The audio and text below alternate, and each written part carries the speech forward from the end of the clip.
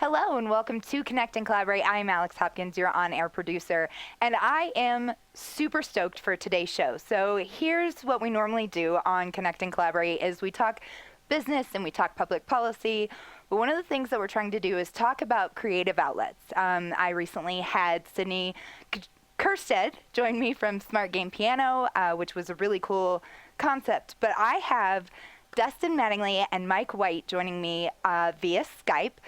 These guys have been doing music since I have known them, which was several years ago, more than several. From the age of like 12, I've known these guys. That being said, I am talking to them about the business of what goes into a live show and how this creative outlet has really impacted their lives and where they are now from doing music for almost 2 decades. So, without further ado, Mike White, Dustin Mattingly, how are you? Fantastic. Hi. Thank you for having us. Oh, yes. So You're glad good. you're joining us. So, guys, what I do with everyone on my show is I have them give a little bit of background about themselves as far as, like, career paths, schooling, anything that you want to talk about personally. Please, by all means, jump in, and Mike, we'll start with you. Okay. All right. I thought we were going to start with you, so I was going to like riff off of you, but that's fine. piggyback I off can of my riff. I idea. can We riff. can switch. I'm open. My name No. my name is Michael Lawrence White. I was born in Chicago, Illinois on November 13th, 1986. Is that... No, keep going. No, that's okay. So my name is Mike. I have known Dustin for something like 20 years. We both went to high school together.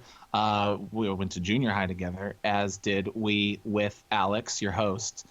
And in high school, I started a band called No Fit, and I asked my friend Dustin to join the band. We changed to Thank You Jade, and we actually played together for 10 years. That's why we're here to talk about the music side. So we were in Thank You Jade for 10 years. We kind of had a lot of different kinds of success and a lot of ups and downs. And in high school, I wanted nothing more than to tour with my band, not go to school, and do any of that.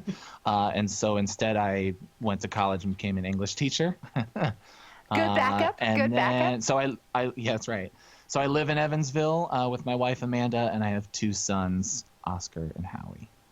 Which are amazing names, by the way. I've never told you that, but every time I see you post about it, I'm like, oh, Oscar and Howie, what great names. Oh, thanks. Yeah. Well, Yeah. I have to ask you guys, because you said No Fit was your first band name, but I clearly recall the first band name being Segment 55. I'm impressed. I am impressed. People knew that. You were only off by 10 numbers. Yeah, it is segment 65. Oh, dang it. I was so close. Nonetheless, But still, though, that is super pretty impressed. good. It's kind of like a trivia nugget to know No Fit. But Yeah. to know That, segment 65 is also pretty impressive. That's what they call a deep And that was Dustin's band. I was only in that band for a minute, day. you could only. And then he it quit was on me. really a facsimile of a band anyway. Yeah. I mean, you got to start somewhere, right? I don't know how inside you want to get, but he and our other friend, actually I started Thank You Jade with our friend Dave.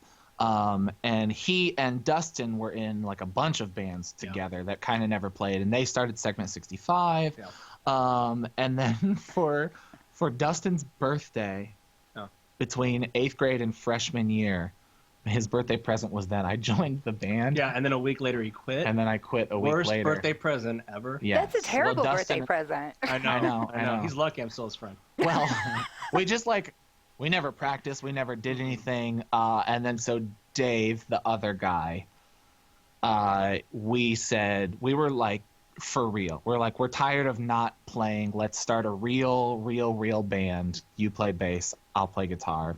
So I was the bass player. And then we're like, but we got to kick Dustin out, or we got to quit segment 65 because Dustin doesn't know what he's doing. Oh, Basically, no. was our. Now, in my defense, they lived across the street from each other. We did, yeah. So we they grew could up together. practice, play whenever they wanted to. Yeah. And I lived like a whole town over with no way to get to them during the summertime. Yeah. So, By the way, if I could break the fourth wall Yes. to give you listeners a little bit of really golden content here. So Alex, your host, like she said, we've known her for 20 years, since we were 12. My first, the first time I ever heard of you was through Dave. Okay, so Dave was started the band No Fit with me. Also a friend. He was one of my first friends when we moved to Indiana. And you two were dating in 7th grade. Yeah. Okay, do you remember that at all? I Yeah, do. You guys dated. I definitely remember that. You know, And as so- much as 7th graders date. Yeah, right. Yes, Well, I was so hands. jealous because. What's that? We held held hands. Probably went to the Yeah, movies did together. you kiss? We didn't actually. I never kissed Dave. You well, were here first. he folks. tells a different story. Oh, that dog. Well, Anyway. do tell. No, I don't know about that, but what I do know is he named his cat after you. Like he found a cat and he's like, I'm naming this cat Alex. Oh my God. And I was like, that's a cute name for a cat. Why? Yeah. He's like, well, my girlfriend. I'm like, oh, Oh, okay. who? He's like, yeah, you know Alex Hopkins from school. I'm like, yeah, I know her. So I thought that was a cute thing. So that is my earliest memory of you. Like I want to say October would have been like 2000. Yeah. October 1999, actually. Oh wow, So- gosh, you are pulling out dates. I couldn't even tell you what year we graduated. I mean, I do know, 05, but I'm so flattered. I have an animal somewhere named. Hopefully that animal's in my head. It's still alive. That cat is It's alive. still somewhere. Yeah. Yeah, obviously. I'm so There's flattered. a little kitty headstone in the pet cemetery behind Dave's house. It says Alex Hopkins. Alex Hopkins, the cat. Oh my God, that is amazing. I'm gonna have to call Dave and thank him for that. I don't think I Yeah. ever knew that. That's hilarious. So Yeah. that's how you heard about me. Awesome. Well, what was your first impression when you finally met me? You were like, she's not worthy of a cat being named after her. Listen, you were great, and I love you so much, but that cat was freaking cute. Oh, I never even met the cat. I What's never. You can't compete with the cat. No, I think honestly, surely, like my prevailing emotion throughout junior high was just jealousy of any guy who had a girlfriend. So it was just, I probably adored you and was super jealous of Dave. Was just emotion number one, right? Yeah, sure. Yeah. Well, to break a little bit of the fourth wall, one of my first memories of you, Mike, was an English class, actually. And that we had met before this because this was in 8th grade. But you had told a story about watching Mad TV, which was super popular back then, and you did a scene. And I will never forget just like rolling, and I was like, this guy gets it. Like, he totally gets it. So That's awesome. Yeah, I actually like forever and always had like a smart crush on you. I was like, he knows things. He's hilarious. Thank you. Yeah. Yeah, thank you. That's cool. That's funny. I take a bit of pride in my memory, but I always like when people can kind of fill in The certain gaps. blanks for me Yeah. because I remember loving Mad TV. Right. And I know that I just Was it Stewart? It was probably Stewart. Yeah, I'm sure it was Stewart. Yeah. Yeah. Yeah. And I obviously just remember performing all the time, even if people didn't want us to perform. But I don't specifically remember that, so that's cool. Thank you for that. Yeah. That nugget. Well, Dustin, let's talk about your background. Okay. Hi, I'm Dustin. I'm a Gemini. I bought Alex's mother's house. I live there now. So we're connected forever. We are. In that sense. Anytime Alex comes to Old Court, Indiana, she's got a bedroom waiting for her upstairs. It is literally my childhood bedroom. It is. So We had band practice in that bedroom. yeah, we did. We had Yeah. band practice in that bedroom quite a few times. Yeah. Oh, Sweat, man. creativity, just yeah. Yeah. I guess musically, I started playing the piano in 3rd grade. My grandmother paid for all the grandkids to have piano lessons, and I took 3 years of piano, and then I met Dave, and I did this like rock school program where I did 2 semesters at it was like a mom's music thing, which is a music store in Louisville. And they would basically take kids who played instruments and put them together, and you would pick songs, and then you'd play this big showcase at the end of it, at the end of every semester. And so I met these guys, and we played, and it sort of exposed me to different music that I'd never heard of before, and got me playing in a collaborative setting. And I enjoyed that, and I quit the piano lessons because reading sheet music was boring to me, and I'd just rather create the music and collaborate. So I met Dave. Like he said, you went with a more clinical bio. I'm like I'm like, oh man, this is. Oh, keep going. am I intriguing you? It's awesome. So then I did like the kind of greatest hits, the goodest hits. Yeah. Well, I'm getting there fast. I'm getting there fast. All Don't right. worry. So then from sorry to interrupt. it's okay. I didn't interrupt you, but whatever. Sorry to Mike White. This is what I do. And you're still Front doing. and center. You're still doing. So from that point on, for like 3 years after I met Dave, which we already talked about, we played together. Just sort of as a kid would start to play. Kids who don't have money, who don't have the instruments they want, who don't have the resources they need. We played around. The love from their parents that they came up with, several different band names, and then 10-10 whatever. Do you remember like 10-10 3-2-1? No. Remember the reverse billing phone thing where it's like you dial 10-10 3-2-1 and then it Yeah. I wasn't gonna go that deep, but yeah. That was like our so first. They started a band called 10-10 whatever. Very very inspired. Yeah, totally from commercials. So you start somewhere. Their next band was that. No, it wasn't. No, that is not true. That is a lie. Oh, that was my band. That is a lie. So for 3 years we played. I met him through Dave. He joined. They quit. I was alone.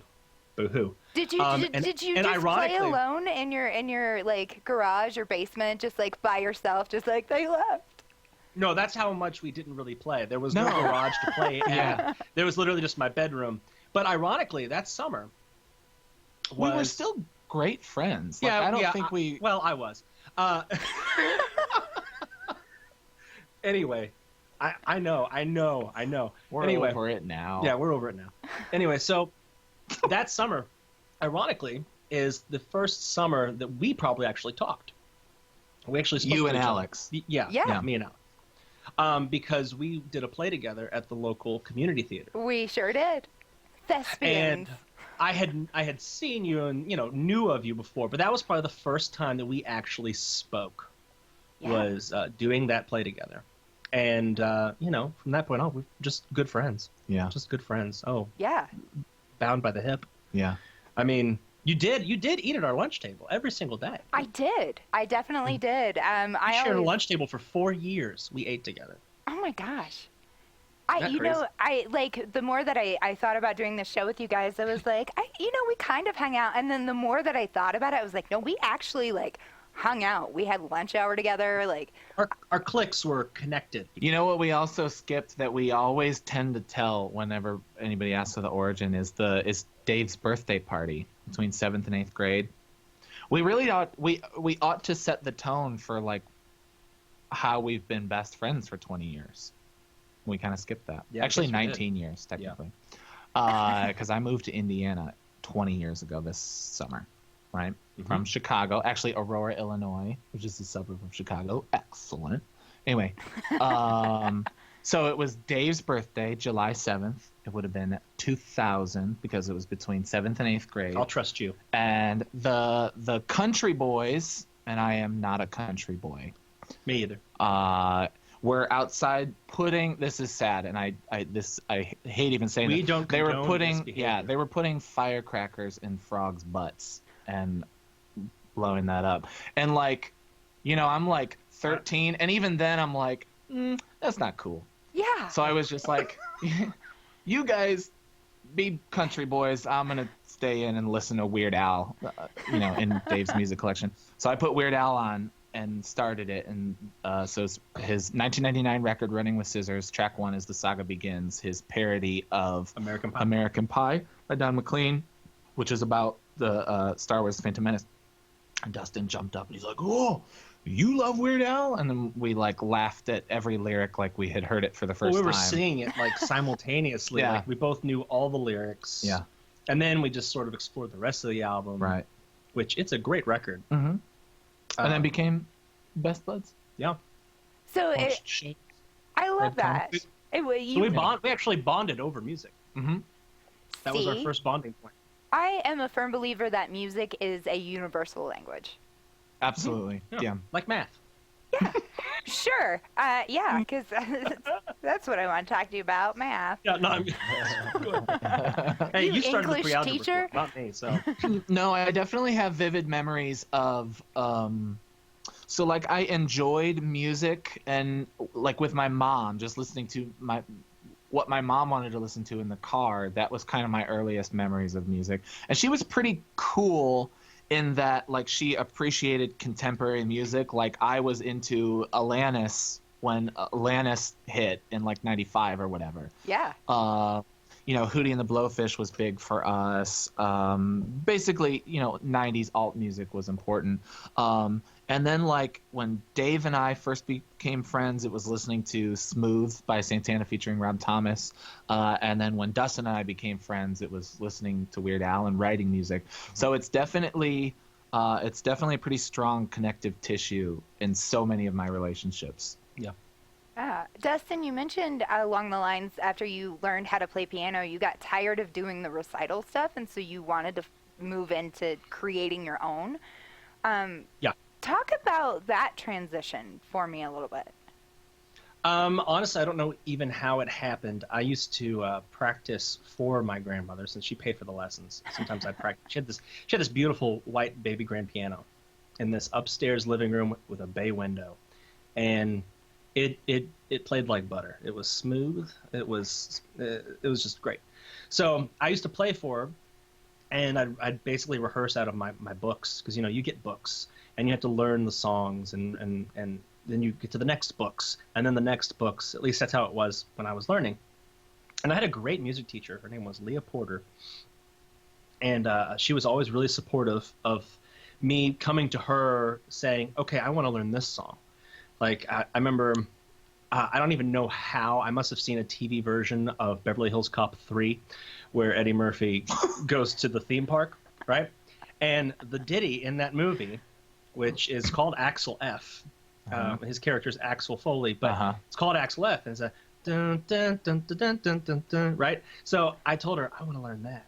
And so she was super supportive, and she found some music for it and, had me learn that. And then my sister wanted me to learn My Heart Will Go On by Celine Dion when Titanic came out. And so she was like, okay, you can learn that. She was super supportive. But did you ever have a music class with us, Alex? No, I took chorus like an idiot. I can't carry a tune in a bucket. But I was like, easy A. I'll just stand in the back and mouth the words. Yeah. Okay. Yeah. So we had 8th grade music together, and he used to jump on Mr. Suddarth's piano, and I would insist that he play his greatest hits, which was My Heart Will Go On and All or Nothing by O-Town. Yeah. What? Oh, yeah, I used man. to play that one too. But that was one that I just learned by ear. Like I just sort of and that's kind of the direction that means. No left to fall. Do you have permission to play that song? Yeah, we gotta pay them. I think as long as you keep it under 6 seconds, we don't. 16. Yeah. It's 16. 16 seconds? Yeah. Oh, keep going. No, I'm kidding. So it was around that time again. Like I got really interested in collaborating. So it wasn't really about what I wanted to play. It was about what other people wanted to play. But the big thing, and this didn't really come about until later. Even all through the 3 years that I played with Dave, it was all about other people's songs. Like we talked about writing songs, but we really didn't get into it. I did write a song with my dad when I was in the 3rd grade. Really? Yeah, and he actually recorded it and released it on one of his records because my dad recorded music and released albums whenever I was a kid. So it was sort of something that I always admired. He has a whole different taste, a lot of different tastes than I do. But yeah. His aesthetic is middle-aged old guy. I wouldn't say that. Bermuda shorts and he did play the congas in their performing in their performances. But that being Beach said, Dad. Is yeah, that what you would call his? yeah, you're doing that thing again. Anyway, so it wasn't until we started playing music together that we really started writing. And even before he joined the band, we had written 2 songs together. We did. We wrote 2 songs together. I stayed like 2 days at his house, and we just like ate tons of cereal, watched a lot of TV, and just wrote stupid, silly, fun songs. Yeah, I couldn't even play an instrument. And so we definitely just started with like lyrics and melodies, and we would just build on top and try to do harmonies. We loved singing together. I think even before like we knew. Like, I think that came from our love of Bare Naked Ladies. Oh yeah, for sure. Definitely one of the first early influences. And we wrote Batman Superhero Love Story. Yeah, was one of the first songs we wrote. And some other ones that, that we don't need to say those. Very sophomoric 13-year-old lyrics. Yeah. Yes. But you got to start somewhere, right? Exactly. And then write about what you love. Yeah. Or what you wish you knew. Yeah. So whenever they asked me to join their band after they had left mine and started their own and asked me to join, there was this sort of transitional period where, when you're starting out, you kind of have to have a repertoire, right? You have to have the songs that you play, and when you're first starting out, you have to play the songs that people want to hear. And nobody knows who you are. No one really knows if they're going to like your songs, so you have to learn other people's songs. So we learned a lot of Blink-182, a lot of Green Day, that whole genre of poppy punk, early pop punk rock. And then that sort of transitioned into us writing songs. And I remember in the beginning, it was very much like Dave had a song and you had a song and then I would have a song. And it just sort of melded to where, over time we write in the room together, and everybody sort of writes their own instruments. And you have your bass line, your chord structure, your stripped down, your bones, and then people sort of start putting their own 2 bits into it, and next thing you know, you have this killer tune. And that's So what was your question? Yeah, I don't even remember. I just went on a tangent. No, I love that. No, it. it's actually like it's the deepest you've probably ever gotten with me talking about the band. Oh, cool. Yeah. I actually, so one of my favorite memories about you guys is going to the Eagles Lodge on like Saturday nights and watching you guys perform. Yeah. It was literally because in high school, I mean, we could have cruised the Walmart parking lot, but instead we chose to go to the Eagles Lodge and watch you guys play. And the other thing that you guys did was for senior day, what we asked you to do was play for an entire day. Really, we had like a field day, and you guys played, and I think that our class really embraced that, and I think that was my first memory of like, oh man, our school really does appreciate the arts, because growing up in Southern Indiana, you rely real heavily on your sports teams a lot of football. times. Yeah, exactly. But definitely in football, and definitely basketball. Yeah. Right. In Indiana, I mean, the movie's called Hoosiers. Right. But some of my fondest memories really are those Eagles Lodge shows, and we achieved greater success in our 10 years.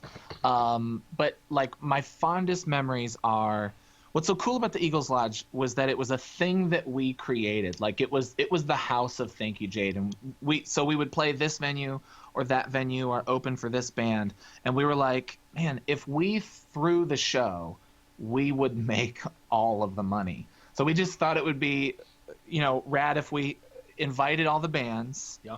We promoted as much as possible. I think after a while we were able to promote on the radio a little bit. And it was just this cool, like it happened at the right time in 2004 when our style of music was kind of the popular music on the radio. So, kids at our school were into it. I think early on, kind of the upperclassmen didn't like us, but by the time we were doing Eagles Lodge and we were juniors, we were kind of, like the younger kids like had a band that they could root for, right? Like they had a punk rock band at this school that they could say, yeah, my favorite band goes to my school. And then another thing that I thought was so cool was like with our class, as we were juniors and seniors, is I think our band really broke down some of those like stereotype walls, right? Some of those groups is like, you talk about, you know, there were the sports kids over here and then the band. But what was so cool is we would throw shows like on a Friday night, like on Everybody a basketball game.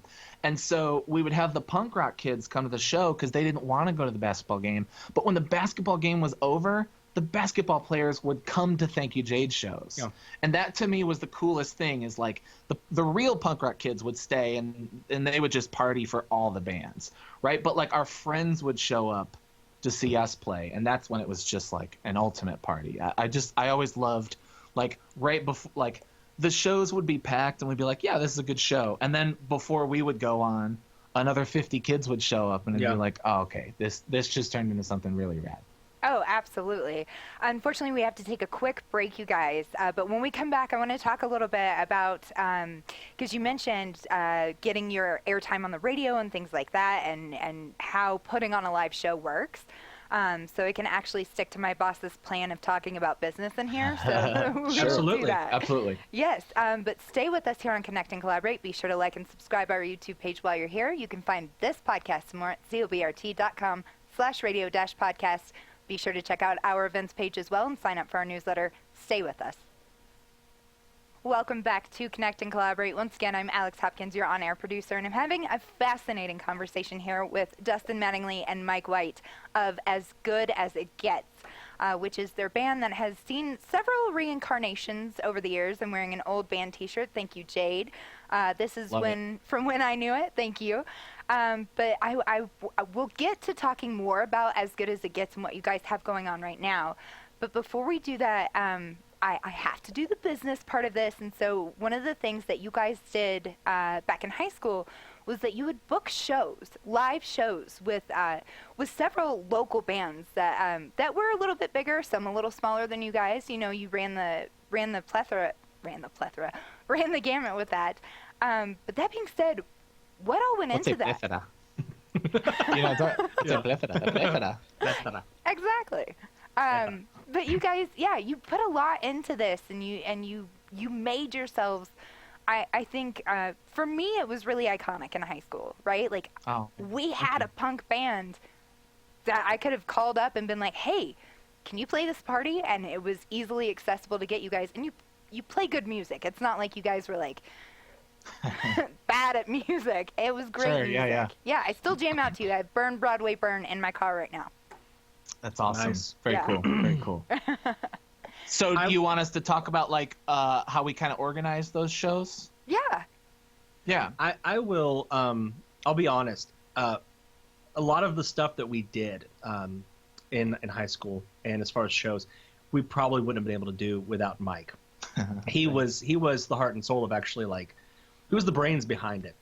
You know, he was as much the band manager as he was the front man. So I am going to concede to you to talk a little bit more about this. Thank you. That's super sweet of you to say. But when I think about like the band and our roles in the band, I would say, so like Zach was our drummer. He was the punk rock. He was actually punk rock. Like he had things to be angry about, right? Like he was the real punk rock kid. We all kind of aspired to be him. Dave was the sound, right? Like I think he was the sound of Thank You Jade, the guitars, and he cared about the sound. You were the talent. I mean, I think our best music and sound came from you. And so it was always cool that they just let me, who I was not that good at guitar and I could shout in key, but I wasn't really a singer. They like let me be in their band. But my purpose is I was really good at being in a band, right? I was like really good at managing disparate personalities. This was kind of my role. And so thank you for saying that. But I kind of purposefully took on a managerial role and was like, I was our promoter, I was our booker, I was our, I was the artist, I was our, right? I mean, I designed the t-shirts, I designed album covers, I would book up, I would call venues. And so Yeah, to kind of address your question. So one of the things I'm most proud of, like I said in the last segment, was our Eagles Lodge shows. And that was a result of, it was kind of honestly a financial decision. Yeah. Really, it was like, so we would do this show with a band called Evil Engine Number 9, who were probably the most famous in our area kind of before we came up.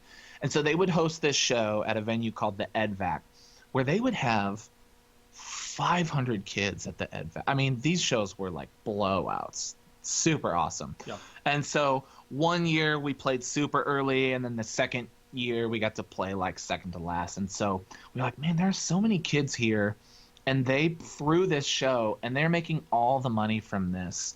What if we could book it was kind of my idea. I was like, what if we could book a smaller venue, get people who, at our school want a place to go instead of the basketball games, and we threw it ourselves. We pay the bands, and I would book the bands, and so it became, we kind of had a formula. It was like, let's call Evil Engine because they're huge in Louisville. Let's invite, like kids. Let's like get a freshman band or whatever to open, play early on, and then cast our net out to like semi-national acts. So we would get bands from kind of all over the country that I would call or message and just say, hey, we have these shows that are pretty well attended, and we obviously can pay you, and we can give you a place to stay. Would you be willing to play? And you can kind of promote your album. And then kind of one of the big things was the guys in Evil Engine had connections with WLRS and the Fox, which were the two rock radio stations we played. And so Zach and I did a couple of interviews on the radio one time, a couple times. And so we were just able to kind of promote through the radio as well. So we had the school, we had the radio, and I don't know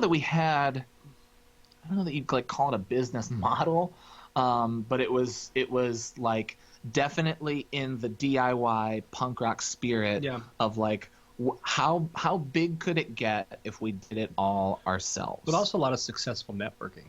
I feel like networking was key. Yeah, for sure. Like you play a show and another band would come in and they'd hear you and they'd be like, oh, you're awesome. We want to play a show with you. Yes. And then they set up a show. And then we set up a show, and everyone starts setting up shows, and then calling your music friends. Yes. And that was a big boon. We would play shows with promoters, so like big promoters in Louisville kind of do showcases, or we played that one amphitheater that one time for WLRS. Yeah. And so they would kind of contact us because they knew us. But Eagles Lodge was definitely like. So we would play a show with this band called East 146, and they were in LaGrange, Kentucky. And they had a venue called Twice Told there that was almost like their home field. Yeah, it was like a cafe / music hall. And so they invited us to play, and I remember like the feeling of like we would start a song and people wouldn't really be paying attention, then they'd be like, oh, I think these guys are kind of good, right? Yeah. And then so the bands would come and talk to us afterwards, and we'd be like, hey, we kind of have our own home base as well. In Corydon, it's the Eagles Lodge. It's like this little, like half of it is these old guys smoke cigars and play poker, and the other half is a dance floor, and we clear it out. We make a circle pit, and it's nuts. And so bands would jump on. And it really was, like you said, that was... I remember so many times where there'd be a promoter or a group that'd say, okay, well, here you have so many tickets, right? And if you can sell this many tickets, every ticket you sell after that, you get to keep the money for. Yeah. Right. And that was a big thing when we were coming up for a lot of different venues. And it was hard to sell a ticket in Corydon for somebody to drive all the way to, an hour and a half, to a place in Kentucky for bands that they'd never heard of or they're not interested in. Yeah. And so as far as like money to finance, equipment and T-shirts, merchandising is key to making money in terms of a band coming up. If you don't have T-shirts or something to sell at your shows, that's a whole opportunity there that you have to take in order to finance the next project. Yeah. it's probably tacky to talk like real numbers, but we did have help recording our EP Burn Broadway Burn, the one that was on the radio and the one that we had financial help with that. But literally everything else we did, we bought with Eagles Lodge money. Oh yeah. Yeah. There were several shows that we I mean, it cost what, $150, maybe $200? Yeah, after a while he raised the prices because the demand was so high. I think he was getting a whiff of the business. Yeah. You know. Yeah. But so like we do that, and it was a whole day thing. Like you'd go early in the morning, you'd get the key the night before. You go early in the morning. Tables were set up, chairs were set up. We had to take everything down. We bring our friends. Oh, yeah. So we would have our muscle, right? Yeah. We would have John and Ross come, and they would tear down tables. And they would do it just out of the kindness of their hearts. You know, just being there to be with us, to be a part of it, which was just made it that much more special. And we'd clear it out. We'd build a backstage with tables. You know, we'd stack up these tables, and that's where everyone would like take their equipment and they'd put it back there so that we could move everything out. We'd play music so people could hang out before the show. One or two of us would kind of greet the bands, right? Yeah. I remember when we did that label showcase for Turnpike, based out of Arizona at the time. Yeah. I don't think And they're they around came anymore. to town. No, they're not. They came to town, and you treated them to Taco Bell. Yeah, well, they needed a place to do their laundry. So yeah, that was definitely a financial boon for us, was the Eagles Lodge. Like I said, we kind of played bigger and more important shows. I don't know, maybe not more important, but more rock and roll shows. But I loved the idea that we had this DIY spirit. Yeah. This cool counterculture place where everybody could go. And then we made a lot of money from it too. Yeah, and cool. and the whole point too of like making the money, we were never the goal was always to, you know, hopefully get signed, hopefully have somebody paying for us to tour, and then we could sell our stuff on the road. But it was always the band fund would always be directed towards the next thing that we might want to do. Like we'd make more shirts, and then we'd take those shirts and help finance some recording time. And we bought recording time. We bought printing. We bought the CDs. We printed CDs. We were able to buy studio monitors for us. New PA head, like microphones. Yeah. Stands. Yeah. So I mean, a lot of that stuff. what about this concept, a little bit of spending money to make money? I think most small businesses start out this way, right? You have to have a little bit of revenue to start with before you can make more. Yeah. Sure. Yeah. We, gosh, that's a great question. Like, what was our first? It had to be like a combination of like our allowance and probably the money we made from the first No Fit single. Yeah, the first No Fit single probably would have had been, which was an Advec show, would have been the first thing that really started making us any sort of cash. So I think the first studio. Okay, so we recorded a single. The song was called "Wrong with Me" when we were No Fit. This was in our first year, and it had a B-side called "Maureen." It's a terrible song. Anyway, and we used literally like our allowance. We didn't even have. It was freshman year. Maybe beginning of sophomore year, so like we didn't have jobs. Dave and Zach were the only ones who had their license, so it was like I have $40 in my allowance. You know, Dustin has $60 of birthday money saved up. Yep. Let's just buy a day of recording time and then sell our single. And so there was a guy in town who opened up a skate shop in Corydon. Do you remember that at all? Like barely, yeah. It was not well, open it long. was barely there. Yeah. It was barely a skate shop. It was blink and you miss it. Yeah. Just this hole in the wall, and we would go, and he was really a super cool guy for letting us just kind of hang out, you know, like he'd play the single skater kids would do. And so he would have the single playing when customers would walk in, and he would sell singles for us when we weren't there. So that was pretty cool. And then we would take the money from the singles and parlay it into other recording time. And then obviously just playing bigger. They gave us a cut of every Advec show. Yeah. Nice. So spending money. I think the money we spent was allowance initially at first, and then everything was the band fund. Yeah. I want to reiterate to our audience here that you guys were like 14, 15, 16 years old doing this. Yeah, This we were was kids. yeah. So this was more than a lemonade stand. And it shows Yeah, that's a your good way to put it. integrity, which is really awesome. Um, Mike, you are in the education field. You have students. Do you ever have any of those students ask you about your days doing this? Do you even mention it? I guess I should ask that first. I do. I definitely do. And I talk a lot about kind of promoting a counterculture spirit. So that's kind of when I talk about the band, I talk about finding ways to be comfortable in being different. And a lot of music for me was because I felt like a weird city kid in the country. And so I just needed a way to find out who I was and be that. And so the band was that for me. And so that's why I talk about the band with the kids. And not to be like a stuffy old, back in my day. But there's not there aren't very entrepreneurial. There's not a very entrepreneurial perspective when it comes to kids making music today. And that has to do with SoundCloud, right? So I've done a lot of studying of how the evolution of emo music. Like, we called ourselves a pop punk band, but I think if you looked back, you would say we were an emo band who came from the emo era. Especially if you read some of our lyrics. Yeah, right. And so there's this new emo rap movement, right? Like Post Malone started on SoundCloud, and I think everybody would just say Post Malone is rap, but his sensibilities of I want to add emotion and a little bit of music, and I'm kind of angsty. He is kind of like an emo rap. Travis Scott is kind of like an emo rap. There's a lot of white guy emo rap and whatever, and so they are able to just upload that stuff for free on SoundCloud, and that kind of gets to be how they're found. And so what was so great about being in a punk band early on is that you didn't have to be good.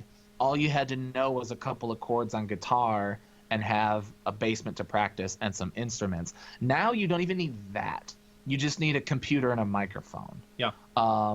So they put their stuff on SoundCloud, and I'm always telling my kids, even the super talented kids, I'm like, make a band, learn how to play with other people. That's so essential. Yeah. And there's so many great singers who will do a song on their phone and post it to YouTube, and that's awesome. But you can make money. Exactly. So I want to get into As Good as It Gets. So we've talked about segment 65, as I was so lovingly corrected, No Fit, and then Thank You Jade, which again was your band for 10 years. And you guys had a great run, but now it's you guys, and you are as good as it gets. So tell me all about that, and what brought you back together. Obviously, you've been friends for 20 years, but and music will never leave your lives at this point, obviously. But tell me more about the band. I've talked a lot. Okay. So after we played our last show as Thank You Jade, it was sort of like a anniversary. It's a 10-year anniversary / reunion sort of show, and we played that show. And I remember leading up to it, Zach played with us, which he had quit earlier in our run, and we got another drummer, Andrew, who was fantastic. But Zach was the one who sort of initiated with Mike getting together, and that evolved into the show, which is why he was there with us. And he started talking, I remember, about going on tour and all this other stuff, and I was actually starting school that following spring. And next thing we know, he's just sort of disappeared, which happens. Yeah. So we, had this hope. We had written new songs, and we had gotten the taste again, because we hadn't played with each other for a while. And not to say that, obviously I had written songs and he had written songs, and we always sort of contact each other and send stuff back and forth, just say, hey, listen to this. Yeah, that never stopped. Yeah, that never stopped. And so we got together, and then we wrote a song, because we were like, oh, okay, we'll write a song together. And that just felt right again. And so we got to this point where the show was over, the drummer disappeared. Ka-chow! And Skirt. The idea, what the kids say. yeah, the idea of a reunion was now out the window, and so we just sort of like drifted for a little bit, but we kept thinking about, we wrote that song, that was pretty good, and so then we just talked, well, let's just write for writing's sake, let's just keep going, which we were doing on our own anyway, but we were like, okay, let's make an effort to just write together, and so we started doing that, and he lives here in Evansville, and I still live back in Corden, which isn't that far away. It's only like an hour and a half. But when you're talking about, playing, 4 nights a week, with each other for years and years and years, it feels just an unfathomable distance. So we started making that an effort, and I don't know who said what first in terms of let's just record. Yeah. But that sort of became the next phase. It was like, okay, well, we're at a different age. We really don't have the free time. He was going to get his master's, and he was busy, and I was in school. I was busy. We both have jobs, so it became about still keeping music in our lives and with each other, because we just I don't know about him. I know about him, but I'm not going to speak for him. I need an outlet. I play my piano every single day, even if it's just for 5 minutes. If I just sit down and hash out some chords, and I never really particularly pick something to play, I'll just like improvise, just make something up, or I'll play a song, or so the goal then was just to keep playing, writing, and recording. And although there is no better high than playing a show, there's nothing to this day. I love my wife, and I don't mean to like say that getting married and being with her isn't the best thing it is. But in terms of like an experience, a moment, right? Being on a stage, sweating, performing the music that you wrote to a crowd that's singing back at you. Yeah. To this day, a bunch of 16-year-olds knew the words to our songs. That's wild. And it's just it's such a great feeling. Let's write, let's record, and then let's release. And it became one of those things too. Well, since we weren't really worrying about performing, we weren't really worrying about cultivating a following like we were when we were younger.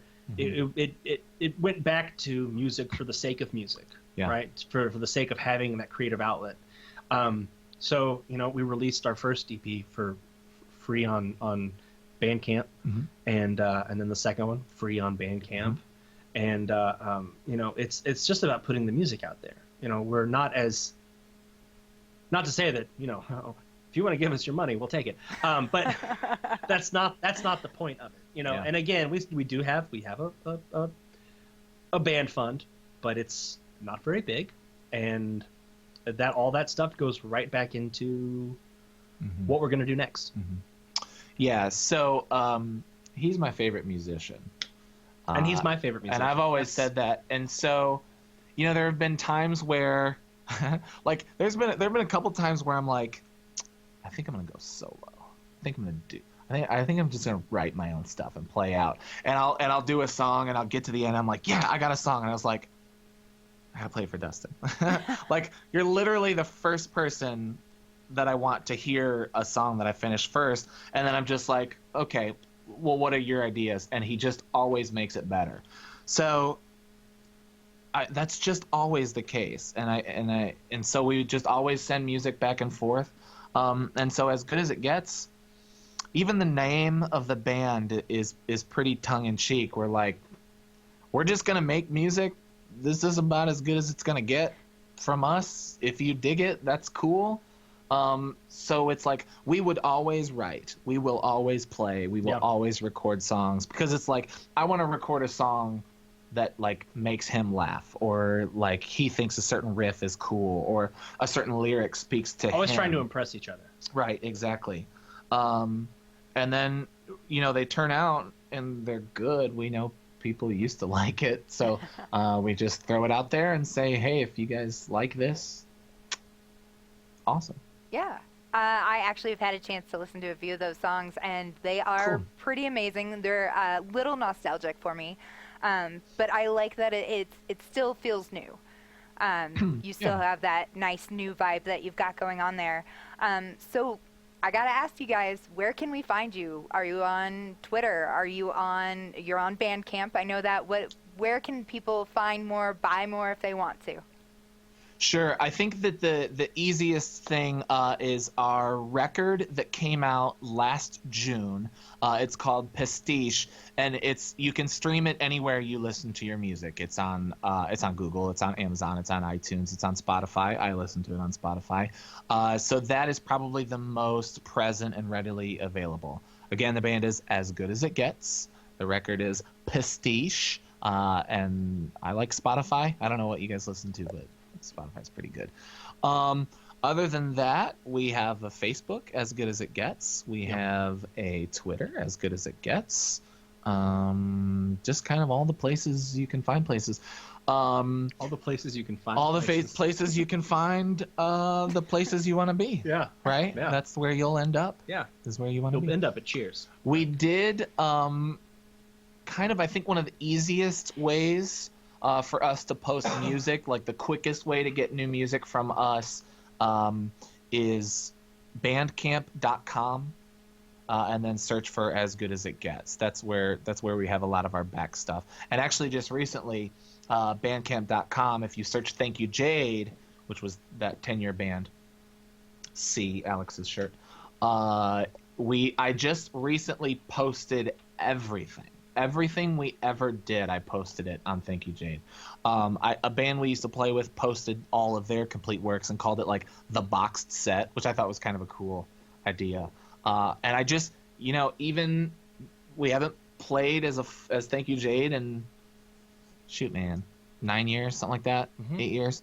I still, like, every couple of months, hey, do you know where I can get Ex-Girlfriends? Do you know where I can get Burn By Way Burn, whatever record? And so I wanted a place for them to find all that stuff. Awesome. I love that you guys did that. And gosh, it went too quickly, so I do have to end here. But thank you so much for joining me, you guys. This was such a pleasure. It was a real treat for me getting to hear more about you and find out facts about your band that I didn't know before. But last thoughts, any advice for anyone that wants to start a band? Oh, you go first. Yeah. Quick though. I would say start a band. Find some friends and play with other people. I think if you want to be a real musician, if it's something you're passionate about, if you want to do it in front of people or write songs, learn how to play with other people. Find a drummer and learn how to play with other people. There's nothing more valuable than that. Also, network. When you're playing shows, go talk to the other musicians, even if they're not in your band. Go talk to them. And if you liked them even just a little bit, it's worth it to communicate, even if they're not the genre that you typically, play with or like to listen to. Reach out. I feel like other bands and other musicians are the best resource for people who are trying to play shows and be in a band. Awesome. Thank you guys so much. Again, you are going to go to bandcamp.com. You're going to type in As Good As It Gets. Their latest album is Pastiche. You can also find Thank You Jade on there if you were curious about their roots. Mike, Dustin, thank you so much. It's been lovely. Yeah. Thank you. It's been so much fun. Always thank a you joy. for having us on. Yes.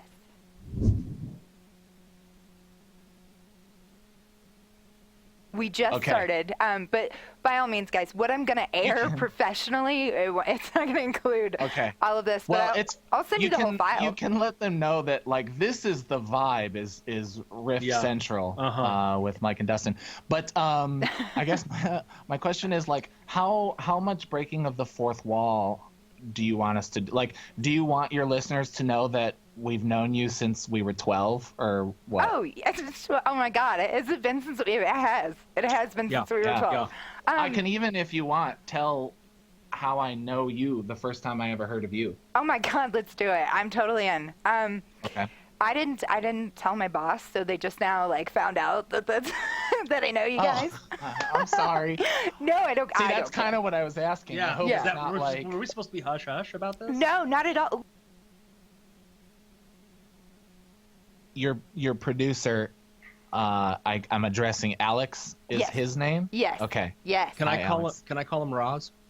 Why Roz? Why? Yeah. He's like, okay, sure.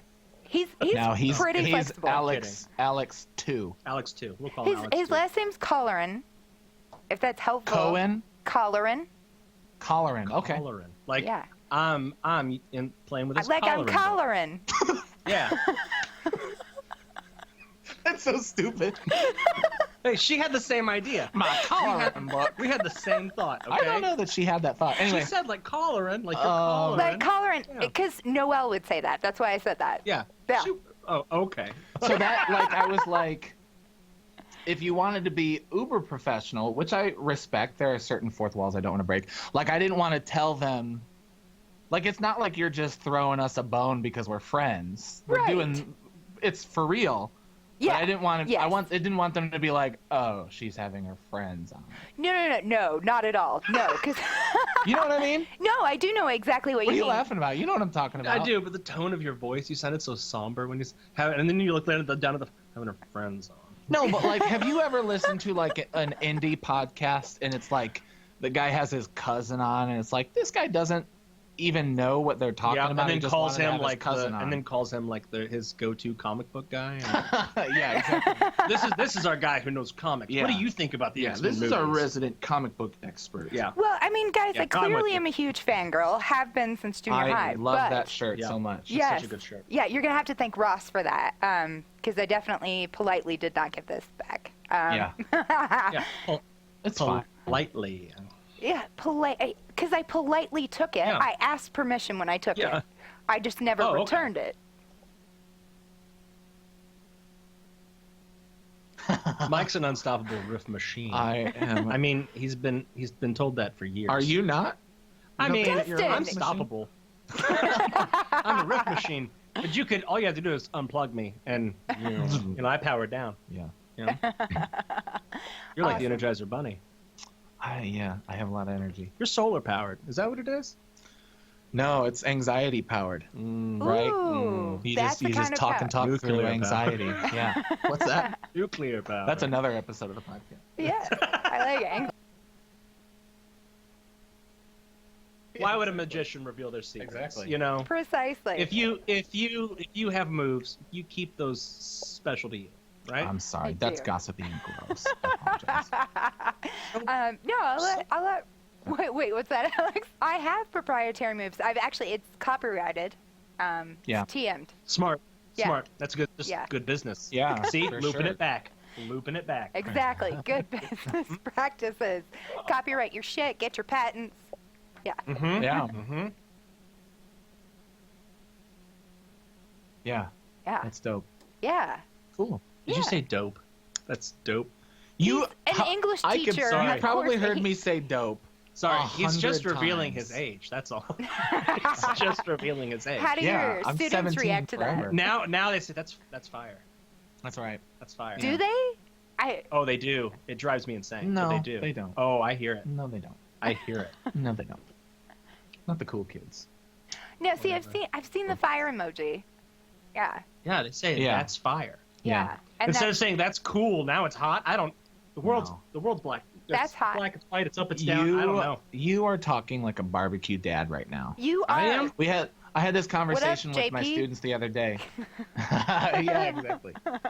Of like, a student was asking me. She's kind of like a counterculture student, and like Goodwill Chic or whatever. And she was talking to me about Goodwill like, Chic. I like you know it. exactly what that means though, yeah, right? Yeah. Yeah. Yeah. And she's Great like, connotation. Mr. White, do you wear cargo shorts? And I was like, heavens no, I don't wear cargo shorts, please. And she's like, why? And I was like, well, like, that's not, I am a dad and I am of the age where I would dress a certain way. But, my aesthetic is more fashionable dad, right? Yep. And they're like, well, what do you mean? And I was like, well, how does your dad dress? And so they were all like showing me pictures of their barbecue dads. Right. Which with is the like New Balance. Shirt tucked in Yeah. to the jean shorts, ankle socks, and New Balance shorts, and they're fucking psyched to start the barbecue this weekend. Yeah. Right? The grill is mine. Nobody I'm the grill touched master. the grill. He's got his tongs Ever. and his cargo like Yeah. strap there. Yes, Yeah. in there. I had some special Opposite beef his His cell phone clip. holster. Yeah. Yeah. That's barbecue. And dad. there's a koozie for the beer. That's right. There's a beer koozie. And It has I'm like, some stupid joke You on it. cannot knock that beer koozie. My hands get chilly, and I will stand by beer I'm koozies. I'm just saying that they also use beer koozies. Yeah, I'm not they saying do. it's just them. Okay. Beer koozies are fine. Yeah. Beer koozies are Well, the most pro barbecue dads keep their beer koozie in their back pocket or their cargo pant. Yeah. They Cargo keep pocket. it ready. That's no joke. That is legit. legit. I'm a huge advocate for cargo shorts. I'm wearing some right now, and I know. I will wear them. I'll be buried with my cargo shorts. Yeah. And I'll have trinkets in there. But the question is, you probably bought those shorts. I love you so much. Thank you. You probably bought those shorts before cargo shorts were a no. I appreciate you saying that, but that's not the case. Okay. I probably bought these 6-7 months ago. I don't know. But I love I have pockets. Right? Yeah. And I don't For like days. keeping like my keys or my cell phone in my my Yeah. my Do you regular have pocket. snacks Yes. in there? Huh? Snacks? Well, Yeah. like cough drops. Those. If I'm going to the Those are. I mean, unless they're Ludens, those aren't snacks. Well, no, but I have been known to like sneak some Raisinets into a movie theater in my cargo shorts. But he Oh, just dumps the box of Raisinets. Yeah, into the yeah, cargo. bare So you just pull it out one at a time. You got it. Well, the and then I movie- pick Yeah. the lint off, of the raisins, because sometimes you get a little lint. Was in your- pocket. Guys, this is You're A classy. plus content. Yeah, this. This is definitely what's airing. Yeah. Like. Yeah, right. 100%. This is what we're airing. But I am a firm believer that if you're going to have that many pockets, at least one, if not two, should be dedicated purely to snacks. You line it with a nice sandwich bag. Yeah. Now, it can't be the Ziplocs. You can't get crazy with it. It's got to be the old school, like, flip over sandwich bag. So you line your pocket Yeah. with that, and then you can put any Oh, I snack kind of in there. like that. You're welcome. Yeah, That's pretty yeah, good. that might be my new thing. You could carry a goldfish in there if you want. Not goldfish the snack, but like What if like I a had- carnival goldfish. What if I wore a pocket watch, but I just put the whole thing, the chain and the watch in the pocket, and it was like, oh, what time is it? Hold on. And I dig in my big cargo pocket and pull the whole thing out. It is. I can't read this. It's not digital.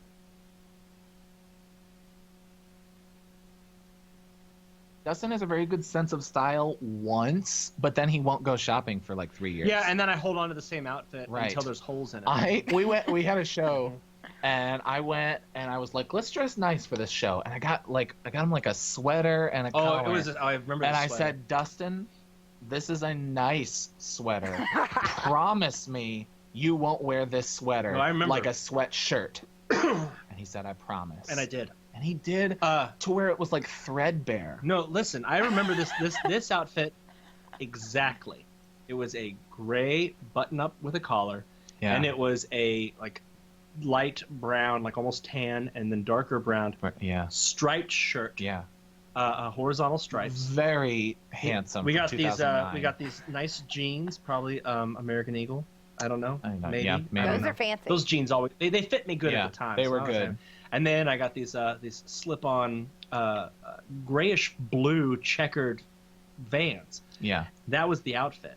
Yeah. And that was my show outfit for 10, 15 Forever. shows. Yeah. That was a go-to. But I would come over go-to. and he would have so he's wearing a zip up hoodie right now, which is fine. It's Yeah. a Friday. That's It's a cold go-to. outside. You wear the hoodie for It's a sure. go-to. But he would have the nice sweater, not a sweatshirt, a sweater on like a shirt with like Cheeto fucking dust on it and his like hoodie Yeah. over the nice sweater that I told him not to wear all the Aw, time. Dustin. I dance to the beat of my own drum. The best thing is that I sell it so much that he seems like the monster, even though I'm the fucking asshole for criticizing his clothes. That's our... That just rolls off my back. Are you getting paid right now to talk to your old friends? 1,000%. Yeah. That's awesome. Nice, nice. That's like the meme of Elmo, like pooping on the toilet, Yes. going, that's why I poop Boss on make company the dollar, time. You know what I I'm make a talking dime. Yeah. That's why I poop You're talking on about- company time. Well, I know what you're talking Exactly. about, Yeah. but not because of the meme, just because it's common sense. I'm pooping. Sure. I'm wasted. Yeah. I don't give a fuck. Talking to my friends, getting paid. Let's fucking go. Somebody give me a PlayStation. I don't give a fuck. Nice. So we started the band.